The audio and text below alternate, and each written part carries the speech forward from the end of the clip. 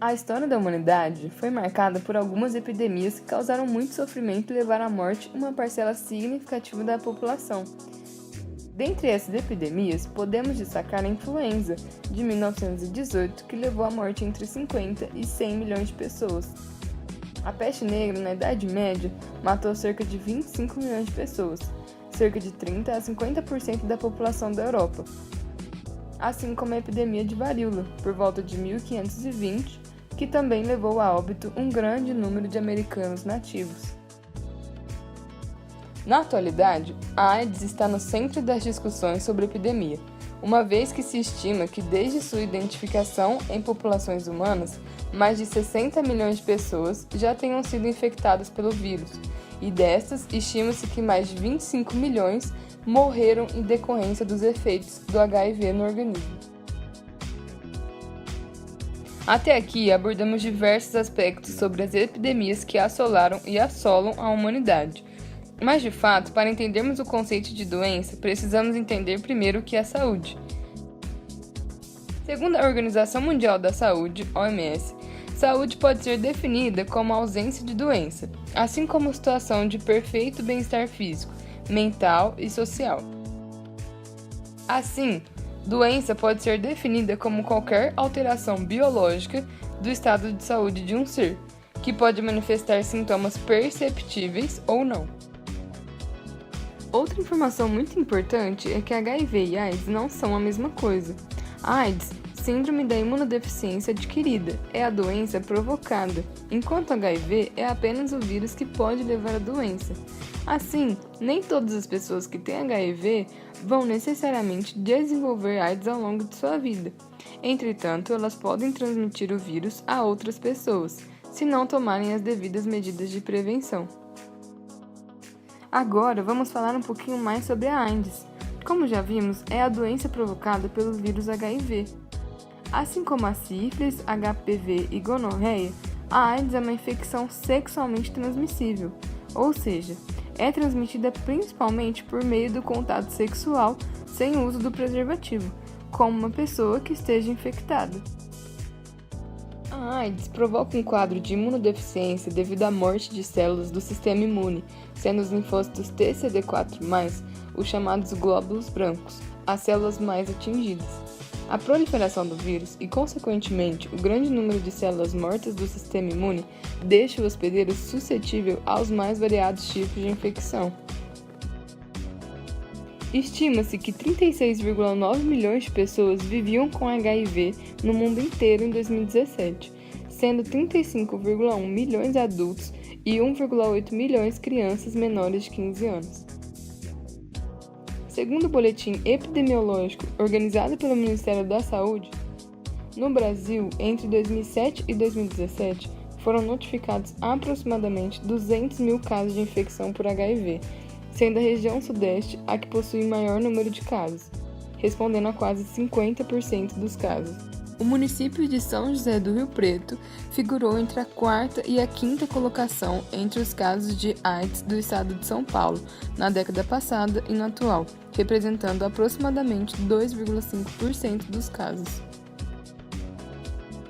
Bom, agora que vimos mais sobre a AIDS, vamos conversar um pouquinho sobre o HIV, o vírus da imunodeficiência humana. Mas afinal, o que é um vírus? Os vírus são estruturas que estão no centro da discussão do que é vida ou não. Apesar de muitos cientistas os considerarem como partículas não vivas, essa consideração ainda não é um consenso. Os vírus são estruturas simples e tamanho mínimo, de forma que sua visualização só se torna possível por meio de microscopia eletrônica. Para se ter uma ideia de quão pequeno um vírus pode ser, vamos compará-lo ao tamanho de bactérias e hemácias, possíveis de serem visualizadas em microscopia óptica. Os vírus podem ser em média de 10 a 15 vezes menores que essas células.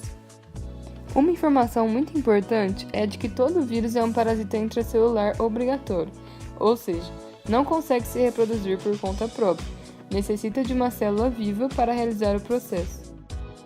Os vírus, no geral, possuem apenas material genético, RNA ou DNA, necessário para a replicação e origem de novos vírus, e algumas proteínas, que são responsáveis pela proteção do material genético.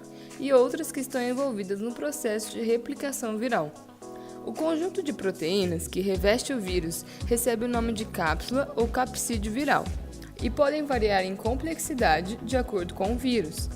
Quando um vírus se encontra completo, ou seja, contendo sua cápsula proteica e material genético, recebe o nome de vírion, e nesse estágio ele está apto a infectar novas células. O vírus HIV. O HIV é um retrovírus, ou seja, possui como material genético uma molécula de RNA e foi classificado como membro da subfamília dos lentivirídeos. Os vírus de tal família compartilham algumas propriedades comuns, como um período de incubação prolongado antes do surgimento dos sintomas da doença e a infecção das células do sangue e do sistema nervoso. Além disto, estes vírus também estão associados a um quadro de imunodeficiência do hospedeiro. Este vírus foi detectado pela primeira vez em populações humanas em 1981 e possui características semelhantes aos CIVs, os vírus da imunodeficiência simiana, que são uma família de vírus que infectam o sistema imune de primatas, mas não causam uma doença grave. A hipótese mais aceita nos dias de hoje é que a epidemia global de AIDS se iniciou quando um vírus ancestral dos CIVs passou dos hospedeiros primatas para os humanos, mas ainda restam muitas dúvidas entre os evolucionistas sobre como esse processo ocorreu. Agora que já vimos o que é AIDS e já conhecemos o HIV, vamos falar sobre as formas pelas quais a infecção pelo HIV pode ocorrer. Primeiro, relação sexual de qualquer natureza, ou seja, anal, oral ou vaginal, sem o uso de preservativo com uma pessoa previamente infectada. Segundo, transfusão de sangue de uma pessoa contaminada para outra. Terceiro, compartilhamento de materiais perfurocortantes entre uma pessoa contaminada e outra sadia. Quarto, transferência vertical entre mãe e filho na gravidez ou durante o período de amamentação. A partir da infecção, o sistema imunológico da pessoa passa a ser o alvo do vírus.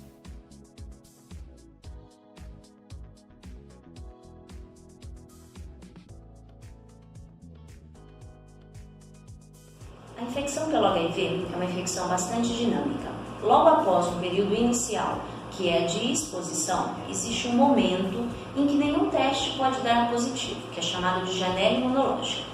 Em seguida, logo após a exposição, nós temos os primeiros sinais e sintomas que podem acontecer em até 90% dos pacientes, a chamada síndrome retroviral aguda. São sintomas inespecíficos, como febre, mal-estar, dor de garganta, manchas pelo corpo que podem parecer uma alergia, dor no corpo, náusea, vômito e diarreia. Esses sintomas, eles acompanham o aumento da carga viral, o aumento na quantidade de vírus, que é também concomitante à queda de linfócitos TCD4, células de defesa que são destruídos pelo vírus. Durante a replicação, o vírus sofre diversas mutações, o que lhe confere grande diversidade genética. Em seguida, existe um momento de estabilidade, chamado de set point, onde o vírus para de se multiplicar e o CD4 volta a subir, não nos padrões habituais de um indivíduo que foi infectado naquele momento. Nesse momento, o que a gente observa? Basicamente, a chamada latência clínica. O indivíduo ele não apresenta sinais e sintomas, é considerado um indivíduo sem manifestações clínicas até que, depois de algum tempo, ele vem evoluir com aumento novamente da carga viral, queda muito significativa dos níveis de linfócitos TCD4 e aí então ele é acometido por diversas infecções oportunistas, entre elas neurotoxoplasmose, neurocriptococose, meningotuberculose, infecções disseminadas, pneumonias de repetição, o herpes zoster disseminado, neoplasias, até que, se não tratado, esse paciente evolui ao óbito. Para entendermos alguns aspectos evolutivos do vírus HIV, bem como sua problemática no cenário atual, é necessário antes abordarmos alguns conceitos-chave de biologia evolutiva. A palavra evolução é descrita nos dicionários como ato, processo ou efeito de evoluir, mas a evolução biológica é muito mais que isso. Ela significa mudança, podendo ser positiva, neutra ou negativa, dos organismos viventes na Terra ao longo das gerações. Essas alterações podem ser muito diversas, desde suas formas e estruturas até seus comportamentos no decorrer de toda a história de vida na Terra. Charles Darwin, um dos estudiosos mais renomados e referência nos estudos desta área, descreve em sua obra A Origem das Espécies, de 1859, que o estudo da evolução seria uma ótima ferramenta para o conhecimento do próprio ser humano. Dobzhansky, 1973, um dos estudiosos responsáveis pelas teorias evolucionistas mais modernas, declara em suas obras que não apenas a evolução nos permitiria entender sobre nossa história, mas também todas as outras áreas de estudo em biologia. Na biologia, nada faz sentido, exceto a luz da evolução. Com o nosso trabalho, gostaríamos de acrescentar outro sentido ao estudo de evolução. Para isso, utilizaremos o mesmo sentido apresentado no livro Análise Evolutiva, por Scott Freeman e John Heron, 2009. Os instrumentos e as técnicas de biologia evolutiva oferecem compreensão crucial das questões de vida e morte. Então, para justificarmos essa afirmativa, analisaremos os conteúdos sobre o HIV e sua evolução. Primeiramente, é necessário conhecermos quais são os principais aspectos que essa ciência se dedica a estudar: adaptação, diversidade e, por sua extensão, seleção natural. E para entendermos estes aspectos, precisamos retomar alguns conceitos de biologia. Entre eles está o de espécie, que na ciência evolucionista existem várias formas de se definir o conceito da mesma, e ainda hoje os cientistas não chegaram a uma definição universal para o termo. No entanto, para fins didáticos, utilizaremos o conceito biológico de espécie. É uma classificação dada aos seres vivos que naturalmente se acasalam e geram frequentemente descendentes férteis dos dois sexos, ou seja, geram filhos machos e fêmeas que também são capazes de se reproduzir. Entre eles também está a de população, que é um grupo de indivíduos da mesma espécie que vivem juntos em um mesmo local. O de variabilidade, que é a diferença entre os indivíduos de uma mesma espécie, pois apresentam variações físicas, comportamentais e metabólicas, e tais variações se originam por meio de alterações aleatórias, denominadas mutações, no material genético, que podem ou não serem transmitidas para as próximas gerações por meio dos mecanismos da hereditariedade. E também o da hereditariedade, que abrange um conjunto de processos biológicos que resultam na transmissão de características de uma geração às outras por meio de genes. Após essa explicação, podemos entender melhor o significado de se estudar a adaptação e a diversidade. A adaptação se resume em como as populações mudam ao longo do tempo, segundo as modificações do seu ambiente, e diversidade, como as novas espécies vêm a existir. Por sua vez, a seleção natural é o processo que, partindo dos conceitos de adaptação e diversidade, ilustra como os organismos viventes e suas populações travam sua luta pela sobrevivência. A luta pela sobrevivência é uma metáfora e se refere a todas as relações ecológicas incluídas na obtenção de recursos, na reprodução, no estabelecimento de território, na predação, nos mecanismos envolvidos na defesa e entre outras. Essas relações entre os organismos, sejam elas intraespecíficas, ou seja, entre populações da mesma espécie, ou interespecíficas, entre espécies, definem quais espécies seguirão se reproduzindo e quais, em alguns casos, poderão se extinguir. Para entendermos melhor o conceito de seleção natural, vejamos como ele funciona usando a evolução do HIV como exemplo. Em 2017, cerca de 36,9 milhões de pessoas em todo o mundo viviam com HIV. E nesse mesmo ano, cerca de 940 mil pessoas morreram por doenças relacionadas à AIDS. Agora vamos supor que ocorra, nos dias de hoje, uma alteração no DNA dos humanos que confira resistência contra o HIV. Provavelmente, tal característica se propagaria para todas as populações humanas com o passar das gerações. Ou seja, após milhares de anos, teríamos populações humanas que poderiam não se infectar mais com o vírus HIV. Pois, segundo os conceitos da evolução biológica por seleção natural, as características mais vantajosas à nossa espécie prevaleceriam em nosso caminho evolutivo. Mas, quando pensamos apenas na evolução do vírus em si, matar seus hospedeiros não seria desvantajoso também? Já que com a morte, os vírus presentes no interior dos hospedeiros também morrem. Então, por que o HIV provoca sintomas tão severos em seus hospedeiros? Para entendermos, imaginemos que um hospedeiro acaba de se infectar com alguns vírus de HIV e estes estabelecem uma infecção. Essa nova população de HIV, agora dentro de um novo hospedeiro, rapidamente se multiplica, e devido a características muito específicas dessa replicação, ocorrem inúmeras mutações que originam vírus muito diversos geneticamente, o que significa que o HIV forma constantemente populações com vírus muito diferentes entre si dentro de seus hospedeiros. Após o estabelecimento da infecção, o sistema imune do hospedeiro rapidamente responde, enviando suas células de defesa, os anticorpos e as células T citotóxicas. Essas células reconhecem e rapidamente eliminam grande parte da população de invasores, mas não todos. Isso ocorre porque a alta variabilidade nos genes dos invasores modifica estruturas chamadas epítopos. Estes são estruturas que funcionam como antenas de reconhecimento, presentes na parte mais externa dos vírus e das células infectadas por eles. É por meio dos epítopos que as células de defesa do hospedeiro reconhecem quem elas devem ou não atacar. Então, como eles apresentam essas estruturas muito diversificadas, alguns passam pela inspeção das células de defesa sem serem detectados.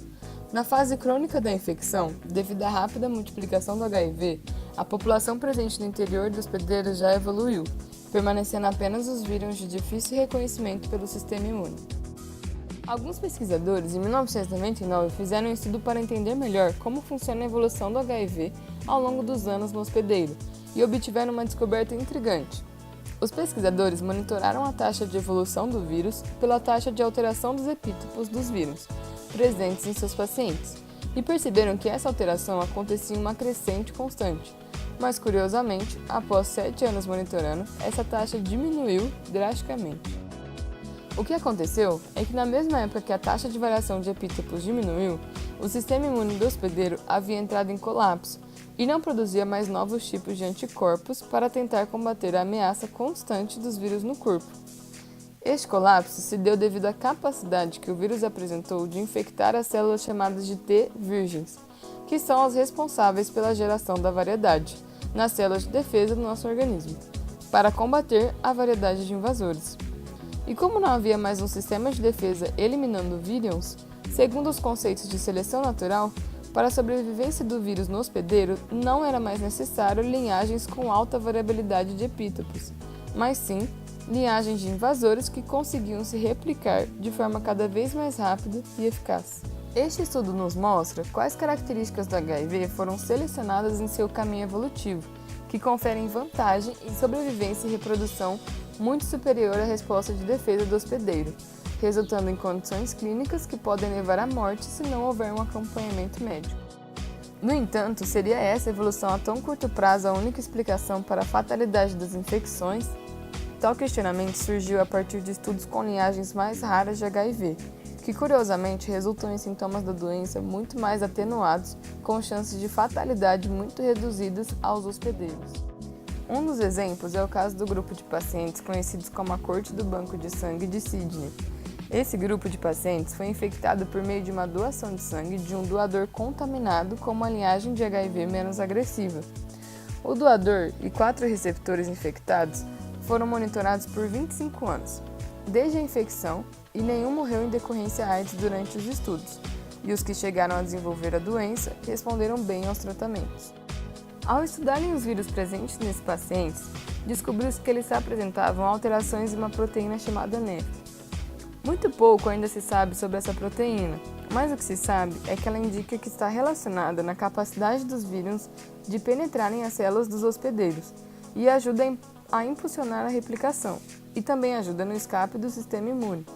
Isso significa que estes vírus tinham suas funções, que causam maior dano aos hospedeiros, reduzidas e que levam a um poder de letalidade inferior quando comparado com outros pacientes infectados por linhagens mais comuns do HIV.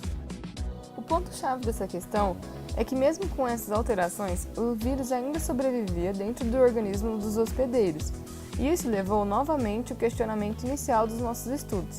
Se existem populações do vírus que não matam seus hospedeiros, e isso consequentemente resulta em populações que permanecem por muito mais tempo dentro de seus hospedeiros, por que essas são tão raras quando comparadas às que matam?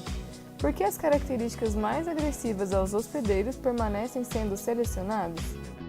A resposta encontrada para essa pergunta está na capacidade de transmissão entre hospedeiros. Segundo o pensamento selecionista, Para um organismo que necessite de hospedeiros cumprir seu ciclo de vida, a morte dos hospedeiros é um problema. Por isso, uma população viral deve, em algum momento, colonizar novos hospedeiros. E é neste quesito que descobrimos um segundo ponto onde a seleção natural atua sobre a evolução do HIV. Com o passar do tempo, as linhagens mais frequentes também serão as que apresentam a melhor capacidade de colonizar novos hospedeiros. A hipótese que os pesquisadores levantaram é que as alterações na proteína NEF encontradas nessa população do vírus HIV dificultam o processo de transmissão entre hospedeiros e por isso essas linhagens são tão raras. Então, para concluir, devemos ter em mente que não apenas sua rápida evolução dentro do organismo do hospedeiro que influencia para sua alta letalidade ter sido selecionada, mas também porque fortalecem suas chances de colonizar novos organismos. Aprendemos então que os estudos sobre a evolução nos ajudam a entender melhor, por exemplo, como funciona a evolução de vírus tão importantes e que podem indiretamente levar à morte, como o HIV, além de permitir também a criação de estratégias de combate, como medicamentos e até mesmo vacinas. Sabendo que para reagir a uma infecção, nosso sistema imune necessita identificar o invasor por meio de algumas de suas estruturas proteicas. As vacinas funcionam como uma forma de pré-alertar o sistema imune para que, ao se infectar com determinado patógeno, o corpo possa rapidamente reconhecê-lo e reagir. No caso do HIV e sua rápida evolução, a extrema modificação dessas proteínas e grande variedade de linhagens existentes atualmente aumenta a dificuldade em se desenvolver uma vacina. Os resultados da primeira tentativa em se desenvolver uma vacina foram publicados em 2003, mas a vacina, denominada AidesVax, não conferiu proteção aos indivíduos que a tomaram. Devido a este fracasso, muitos pesquisadores encontram-se pessimistas em descobrir algo completamente eficaz. Alguns pesquisam possibilidade de se desenvolver vacinas regionais, através dos estudos da ancestralidade local e incluindo os tipos mais comuns regionalmente. Mas essa ideia é uma especulação e ainda temos um longo caminho até atingirmos tais incríveis descobertas. Podemos concluir que neste trabalho aprendemos muitas coisas sobre o HIV, sua história evolutiva e seu reflexo no mundo, mas não podemos deixar de exaltar a importância da educação na prevenção e combate ao HIV. Os estudos evolucionistas são sim de grande importância e nos ajudam diariamente na elaboração de novos tratamentos, medidas preventivas e, a mais importante de todas, a obtenção de informação. Porém, o HIV não tem cura e muitas pessoas vivem com HIV atualmente por meio de tratamentos com terapias antirretrovirais. E para que esses tratamentos sejam efetivos, é necessário que as pessoas façam um teste de HIV e desde muito cedo possam procurar tratamento e cuidados médicos. Em São José do Rio Preto existe o Centro Municipal de Prevenção e Diagnóstico em DST e AIDS, que oferece o Centro de Testagem e Aconselhamento, que segue a sigla CTA, e a Unidade Itinerante de Redução de Danos, que segue a sigla URDI Caminhão, para o atendimento ao cidadão riopretense. O Centro de Testagem e Aconselhamento está localizado na Rua Ipiranga, número 291, na Vila Esplanada, e é aberto ao público de segunda a sexta, das 7h30 às 16 horas. Dentre os serviços realizados por este centro, temos a disponibilização de preservativos masculino e feminino, distribuição de material educativo, exames de tuberculose para assintomáticos respiratórios, testagens para HIV, sífilis e hepatites B e C, e orientações presenciais ou pelo telefone DDD 17 3231 9939. Além desses serviços, São José do Rio Preto também conta com um grupo de amparo ao doente de AIDS, que tem a sigla como GADA, e nós fomos lá conversar com um de seus fundadores.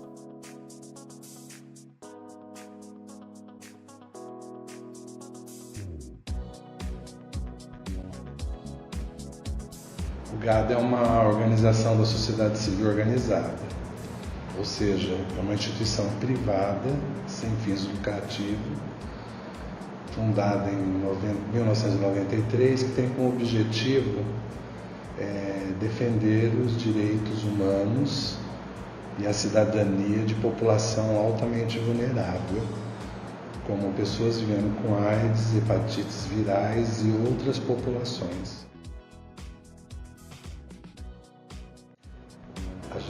O nosso atendimento ele se dá por meio de agendamento prévio ou demanda espontânea quando chega para o atendimento, mas na maioria das vezes com agendamento. O agendamento ele pode se dar pelo telefone, até pelas mídias sociais e por demanda. Vamos supor, quem vem fazer o fluido oral, um teste rápido, ele não precisa agendar, então ele chega dentro do horário de funcionamento e aí é feito todo o fluido, o teste. Então depende do tipo de atendimento, mas o atendimento ele é feito de forma bem diversa, né? Então, vamos supor, se for na área de atendimento jurídico, atendimento psicológico, atendimento social, psicossocial, se é para fazer aconselhamento breve em determinadas áreas. Então depende do tipo de atendimento, ele pode, deverá ser feito por agendamento ou diretamente na recepção para poder verificar o tipo de atendimento e a disponibilidade. Rio Preto ele tem uma rede de assistência às pessoas vivendo com AIDS de excelente qualidade, sendo fruto de trabalho da própria ONG do GADA, que estimulou a criação e a implantação de serviços de assistência, de prevenção, né, e de defesa do direito. Então, isso a gente vem fazendo há 25 anos. Então, todo e qualquer problema de violação de direito de pessoas vivendo com AIDS, ela pode e deve procurar a instituição. Vamos supor, porque foi discriminado pelo status sorológico, quando é negado um atendimento, quando é postergado um atendimento, ele sabe que ele pode procurar. Procurando, a gente oferece o atendimento 100% gratuito para todos os tipos de serviço. Atualmente, a gente só oferece o teste rápido por fluido oral para HIV. E então, quando a pessoa quer fazer o teste rápido por fluido oral, a pessoa só vem aqui durante o horário de funcionamento e aí ela é orientada, recebe um aconselhamento breve e é feito o teste rápido, fluido oral. E aí, quando é positivo, é oferecido atendimento psicoterápico para poder lidar com essa nova situação, porque vai ter que fazer depois um teste confirmatório. E na rede municipal, na rede pública de saúde de Rio Preto, nós temos o teste rápido pelo sangue, e tem o teste convencional, e aí abrange outras doenças, como sífilis, HIV, hepatite B e hepatite C. Mas aqui a gente prioriza o fluido oral, que é um procedimento não invasivo, através da coleta da saliva, para poder fazer o teste para o HIV e, dando positivo, a pessoa é encaminhada para referência para fazer o confirmatório.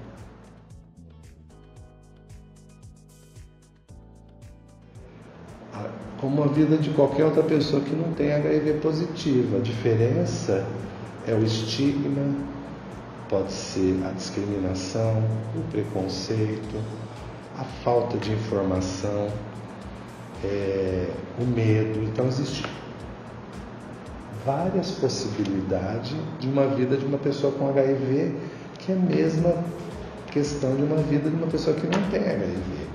Então, vamos supor, se é uma pessoa com HIV que é obesa, ela vai ter, além da questão do HIV, ela vai poder carregar o estigma da discriminação por ela ter obesidade, e ou seja, vai se associar, vai acumular, vai ser menos. Ou seja, o grande questão do viver com HIV/AIDS passa primeiramente pela questão da visibilidade para si, ou seja, para a pessoa entender que é uma doença que não tem cura, que você pode conviver com ela e que pode tratar e se mantendo saudável. E hoje a grande maioria das pessoas, elas morrem de outras questões, não relacionadas diretamente ao HIV. Ou seja, viver com HIV, o grande desafio hoje é a pessoa saber entender e ter uma retaguarda para ela entender aquilo, que eu diria que é para ela poder digerir essa doença, para que ela possa conviver de forma harmoniosa no seu contexto. Então, um exemplo relacionado à própria questão acadêmica. Como que é eu ser um universitário vivendo com HIV/AIDS? Ele tem as mesmas questões de um universitário associado a uma doença que não tem cura e que também ela tem a transmissão sexual. Aí está a questão de se ela sabe lidar com isso, se ela quer falar para todo mundo. Então entra a questão do estigma, do preconceito, de novo, da discriminação. Se ela é uma pessoa que já vai tomar um medicamento, vai ficar indetectável, ela não vai transmitir o HIV, ela não vai ficar doente. E aí a questão da cabeça. Por isso que eu digo que a grande relevância do viver com HIV/AIDS é a questão emocional.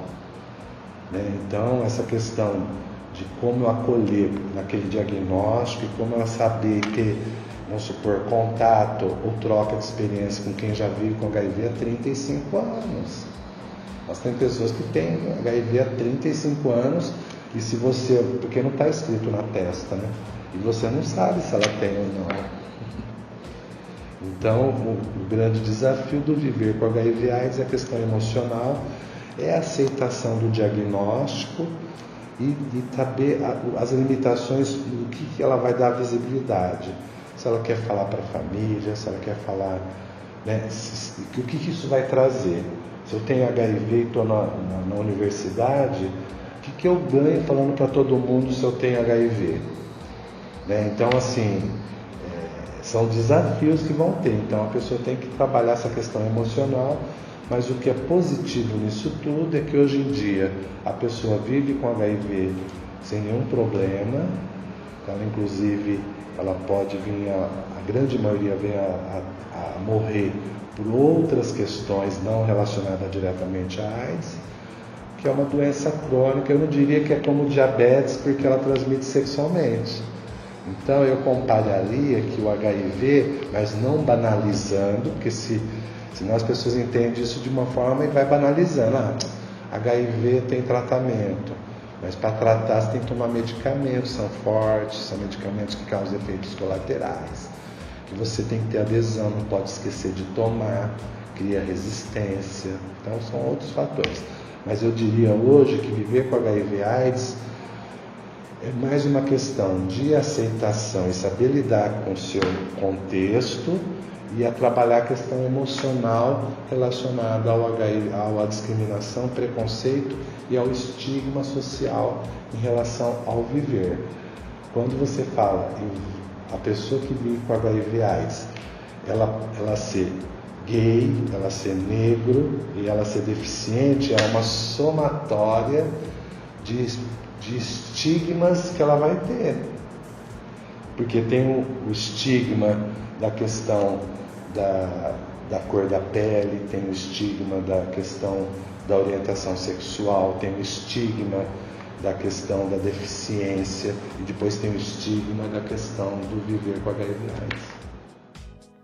Caso necessite de informações sobre centros em outros estados e cidades brasileiras, acesse o site www.aids.gov.br e na aba Acesso à Informação, clique em Serviços de Saúde. Lá você pode selecionar o estado onde mora e o tipo de serviço que procura, além de informações sobre o local de atendimento, endereço e telefone. Para mais informações sobre a AIDS e o HIV, recomendamos também os sites www.unaids.org.br e www.deupositivoeagora.org.